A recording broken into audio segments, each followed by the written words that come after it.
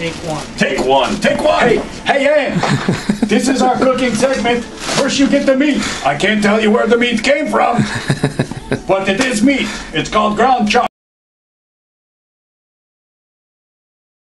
Okay, we are taping, so watch your mouth. We're going to preheat this in the oven at 400 degrees. This way our sauce is nice and hot, so when we put our burgers in there to poach, they won't be cooled down. We're going to poach the burgers in barbecue sauce. I.e. barbecued burger. Gotcha. What are you doing? I'm working on some baked beans. We kind of jazz them up here. We're going to add, saute a little bacon and hot Italian sausage with bush beans, just regular bush beans, and a variety of other beans just to keep it fun. Got some red kidney, got some garbanzo, and some white kidney. We're going to add onion, garlic, and I don't see any celery. I forgot the celery. Johnny forgot that, but that's one thing it would be nice to add is celery. I love celery and baked beans. If you saute it down and get a little soft for a little bit with the bacon and the sausage and the onions, it comes out really nice. The celery gives it definitely a good flavor. It's a nice thing to add in. But if you get the base going with the bacon and the hot Italian sausage, it really, and if you like things really spicy, when you're warming up the oil, throw a little bit of crushed red pepper in and let it cook real low and slow, and it'll bring out the flavor really nice. And basically it's your basic meatball mix. There's a little bit of, we chose ground chuck since its price is good for the use, and the meat is nice and juicy because there's a little bit of fat in it. We just have some seasoned Italian breadcrumbs, some black pepper, some granulated garlic. It's an important item. And we mixed 2 eggs and folded in some Romano Pecorino cheese that we have somewhere around here.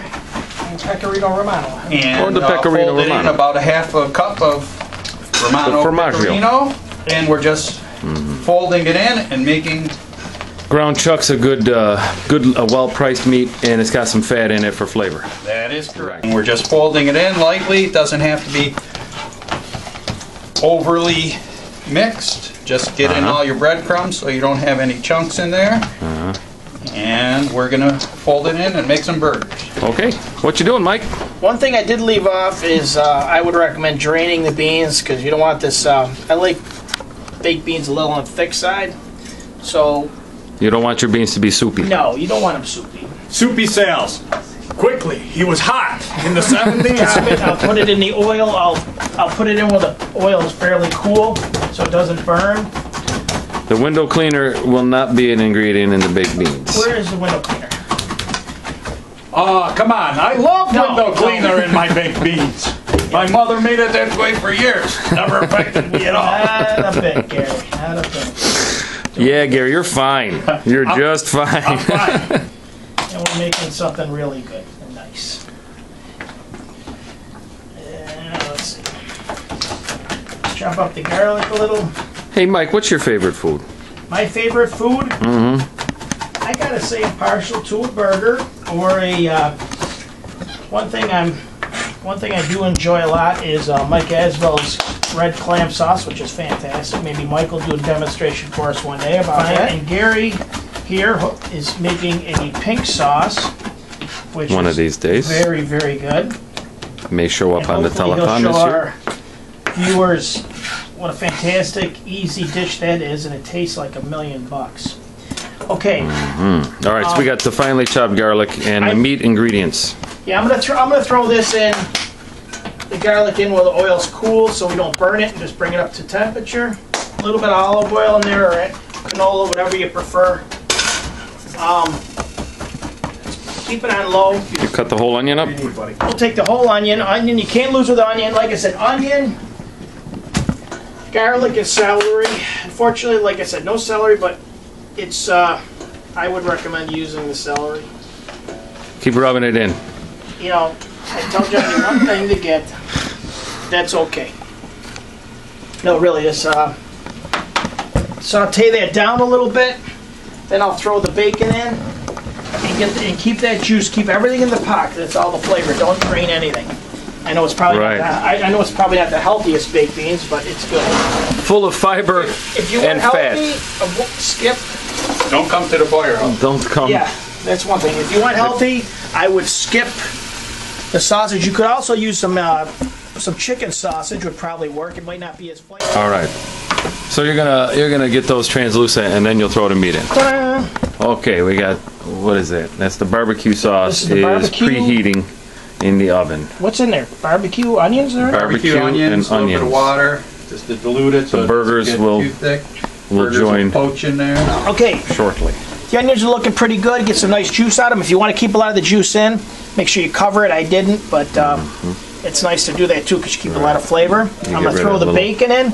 Cook that down real good so it's not chewy. You know, you want to kind of cook it a little bit, and then we'll add the sausage. This is the hot. So You can go with mild. You chopped up that slab bacon. Yes, I chopped From the up. deli. I think that's the best. Go to the meat department. Go to the meat department. Get yourself some nice slab bacon. It's so much better, more flavorful. Okay, the burgers are going into the barbecue sauce. Well, I got to tell you, I've never cooked burgers like this in my whole life. Well, it's an experience. It looks good though. You can't beat fatty meat and bacon and barbecue And sauce. burgers It's smothered in barbecue That's sauce. a winning combo all the way. Let's take A favorite of past firemen such as Glenn Andrews. We're layering them. This is like a barbecue burger casserole. That is true. So do you got to move those later? You Yeah. got to flip them? Okay. We'll be flipping them. And then these are going to go smothered in more barbecue sauce back in the oven. Pour a little bit over the top. And Now what do we cook? We're cooking at about 400 degrees on that is bake. correct. That's a pan full of meat. Where's Joe Torre? Asking about when lunch is ready. And whether it is mostly meat or not. This thing is on. Look at that. Delicately stirred like a caveman. Holding the spoon with imposable thumb, gripping like this. I work for Geico on the side. Right now, I am. I've covered the meat. The meat. It's sautéing in the pan, kind of taking the rubberiness out of the bacon. You don't want it overcooked. You want it crispy, but you don't want it rubbery. Yeah. Mix it up. I've kept the juices in there. I've chopped up the sausage. And kids, don't steam up the lunch. Now you got to turn this thing way down so you don't burn the beans. You just want to heat them through. We're using bush beans today. You can use whatever you want. Sometimes I'll even use, I'll mix it with bush and Grandma Brown's. Grandma Brown's tends to be very thick and pasty.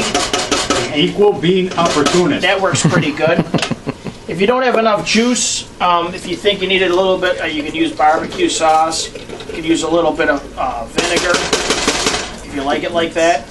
I'm not partial to that, but a lot of people do. It's a fun mix. And I'll season up with a little bit more garlic, granulated garlic, little black pepper.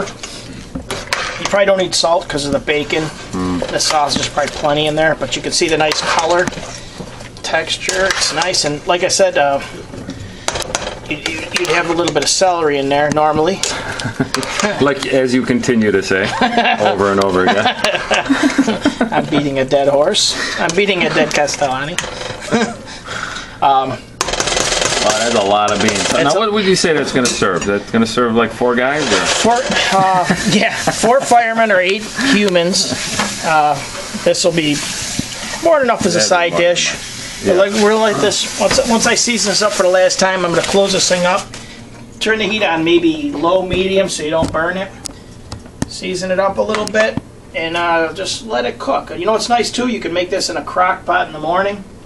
Just get everything sauteed first in a crock pot. Let it cook all day when you come home.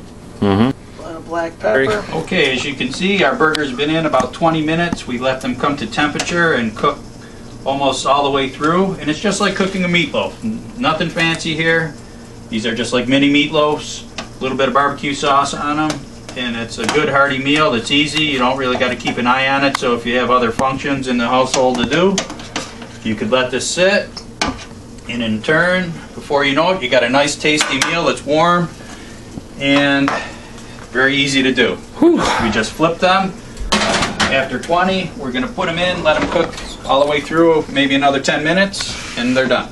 Right, so those have been cooking for about 20, and this has been cooking for about 20 as well. That's These a looking little nice. stir. Look at that. They're You can see starting that to it's making like saute. a sauce in there. A little marriage of all the flavors, and you're set. Some of the other guys have come in to set the table, put the condiments out, prepare some tomatoes and onions, and some lettuce to go on the burgers.